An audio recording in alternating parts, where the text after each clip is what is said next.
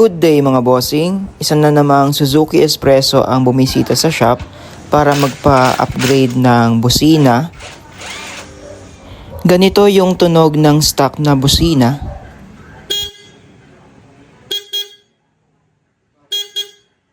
At ganito naman yung upgraded dual horn na kinabit namin dito sa Espresso. Actually, budget meal pa lang po ito na busina. Meron pa po tayong mas malakas, yung Bosch Europa. Kung gusto talaga ninyong malakas, pwede rin natin ikabit yon. Rolling.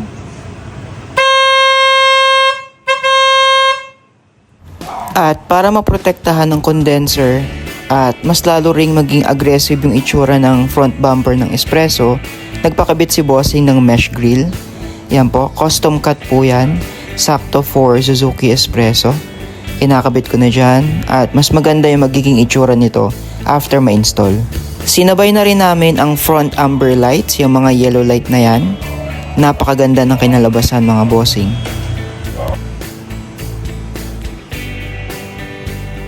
Nag-upgrade na rin kami dito ng headlight. Ang kinabit namin ay itong mini LED projector na sakto for Suzuki Espresso. Maganda yung buga ng ilaw nito mga bossing.